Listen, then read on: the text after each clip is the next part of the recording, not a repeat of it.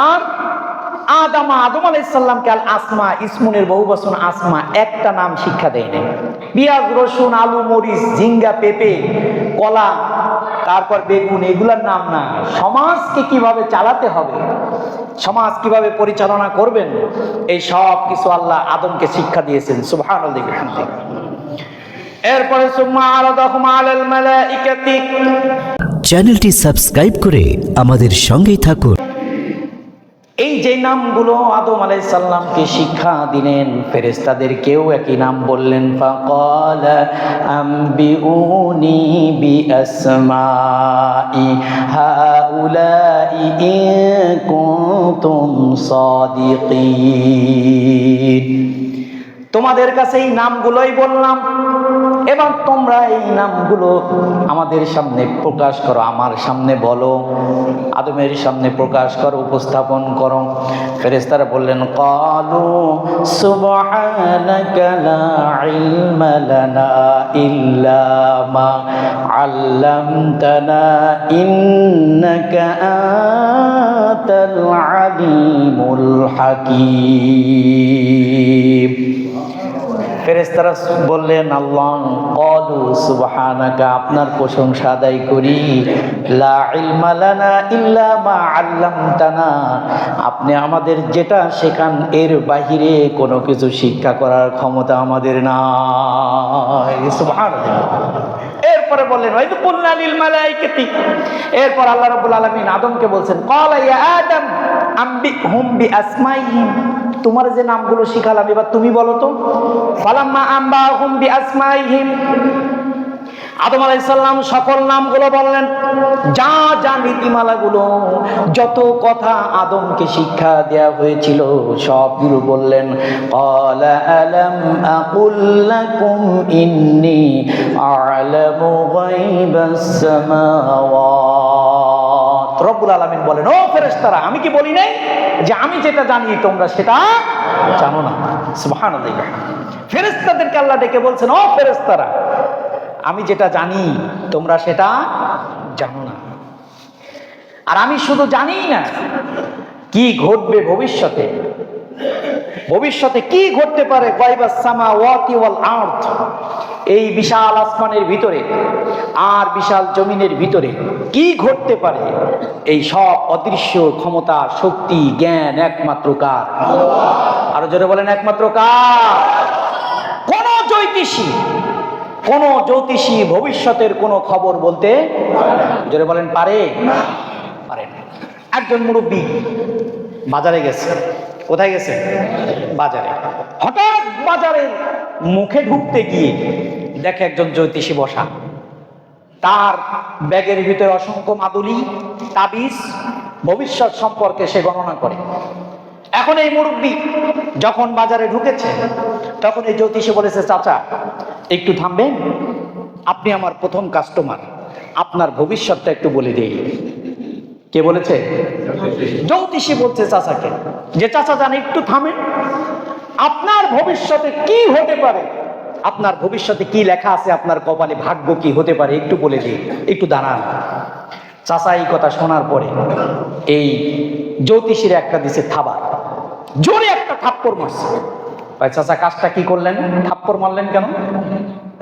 কয় তুমি বোঝো নাই, তোমার ব্যাগের ভিতরে অসংখ্য মাদুলি, তাবিজ, তুমি ভবিষ্যৎ গণনা করো, সকালে যখন বের হয়েছো তখন কি তুমি জানো না যে বাজারের মুখে একজন মুরব্বীর হাতে তুমি একটা থাপড় খাবা?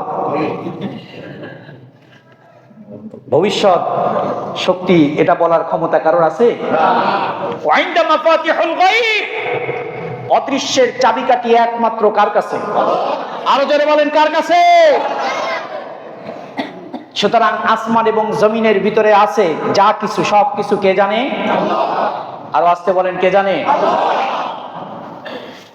রব্বুল আলামিন বলেন, ওয়া'লামু মা তুবদুনা ওয়া মা কুনতুম তাকতুমুন, তুমি হৃদয়ের ভিতরে যেটা গোপন করেছো এখনো বলো নাই, কিন্তু হৃদয়ে লালন করো। আবার তুমি যেটা প্রকাশ করেছো চার দেওয়ালের মাঝখানে কেউ দেখে নাই, নিজেই প্রকাশ করেছো, আবার হৃদয়ের ভিতরে যেটা থাকতো মন গোপন করেছ, কেউ যেটা জানে না সেটা জানে কে? সুতরাং ফেরেশতারা শুনে রাখো, এই জাতি কি করবে আমি খুব ভালো করে জানি। ইন্নী আ'লামু মা লা তা'লামুন, এই জাতি কি করবে সেটা সম্পর্কে আমার জানা আছে। রব্বুল আলামিন আদম আলাইহিস সালামকে সৃষ্টি করলেন, সৃষ্টি করার পরে ফেরেশতাদেরকে বললেন, ওয়াইদা কুলনা লিল মালাইকাতি ইসজুদু লি আদামা ফাসাজাদু ইল্লা ইবলিস আবা ওয়াস্তাকবারা ওয়া কানা মিনাল কাফিরিন।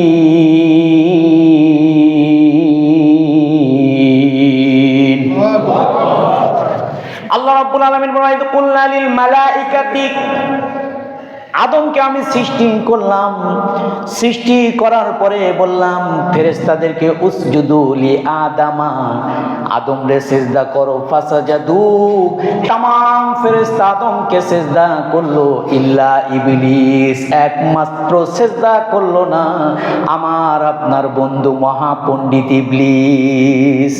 কে করে নাই? আমার আপনার সবচেয়ে কাছের বন্ধু। কথা ঠিক কি না? বন্ধু না? কথা বলেন না কেন? আমার আপনার বন্ধু, এটা স্বীকার করলে ঈমান থাকবে। কারণ আল্লাহ বলেছেন তোমার প্রকাশ্য শত্রু, তোমার বিরোধী, তুমি যেই ডানে যাবা ভালো কাজ করতে থাকবা, ও তখন খারাপের দিকে নিয়ে যাবে। সুতরাং আল্লাহর আদেশ থেকে বিচ্যুত করাই যার কাজ, তার নাম ইবলিস। তার নাম কি? আল্লাহ যত কাজ করতে বলেছেন, যত হুকুম দিয়েছেন, আহকাম দিয়েছেন, জীবন পরিচালনা করার জন্য যত নীতিমালা দিয়েছেন, সব নীতিমালার বিরোধিতা করা যার কাজ, তার নাম কি? জোরে বলেন, তার নাম কি? এখন কোরআন দিয়ে সমাজ গড়ো, কোরআন দিয়ে রাষ্ট্র গড়ো, এটা কার কথা? আল্লাহর কথা। এখন এই কথা যদি আমি বলতে যাই, তাহলে আমার বিরোধিতা যারা করবে তারা কি ভালো মানুষ? জোরে বলেন। আরে সর্বনাশ! আমারে গত পরশুদিনকে একজন ডাকছে, নেতা এই এলাকার। ডাকার পরে বলছে, হুজুর জি আমি লাভবাইক, সালাম কালাম দিলাম, যেমন সালাম দেওয়া দরকার আবু জেহেল আবু লাহাব যেমন সালাম কালাম দিত অম্মাই দিলাম। তো সালাম কালাম দেওয়ার পর আমাকে বলছে, হুজুর আপনার সাথে একটু বসতে হয়। আমাকে বলছে আপনার সাথে একটু বসতে হয়। তাই বললাম কি বিষয়ে বসবেন? তে বলছে, হুজুর আপনার আলোচনা সমালোচনা হয়, মুসল্লিরা আপনার আলোচনা সমালোচনা করে। আমি বললাম যিনি আলোচনা করেন তারই তো সমালোচনা হবে। কথা ঠিক কিনা? যিনি আলোচনা করেন তারই তো সমালোচনা হবে, যিনি আলোচনা করে না তার সমালোচনা কেমনে হবে? আপনি যদি এখন মুখ বুঝে থাকেন তাহলে কি আপনার সমালোচনা হবে? আপনি কথা বলেন। রাসূলুল্লাহ সাল্লাল্লাহু আলাইহি ওয়াসাল্লাম মক্কায় প্রথম 3 বছর কোনো সমালোচনা হয় নাই, কিচ্ছু হয় নাই। কথা বুঝেছেন তো? কয় বছর? 3 বছর কোনো সমালোচনা হয় নাই। ফেরেশতা আসমান থেকে নেমে এসেছে, যত আমানত যা কিছু আছে সব কিছু তার কাছে রাখলেন, বললেন আলামিন, বিশ্বস্ত, বড় বিশ্বস্ত, বড় বন্ধু, সবাই তাকে ভালো মানুষ জানে। হাজারে আসওয়াদ রাখার জন্য বিভিন্ন গোত্র যখন দলাদলি কন্দলে ব্যস্ত, এ বলে না আমরা রাখবো, আরেকজন বলে না আমরা রাখবো, একজন বলে না আমরা জুলাই যোদ্ধা, আরেকজন বলে না আরেকজন মাস্টার মাইন্ড, বিদেশ থেকে সে মাস্টার মাইন্ড, মানে সে এটার নেতৃত্ব দিছে, মানে সবাই দাবি করছে সব জায়গায়। হাজারে আসওয়াদ কেমনে রাখবে সবাই চিন্তায়, কে রাখবে? 4টা গোত্র দ্বন্দ্ব শুরু হয়ে গেল।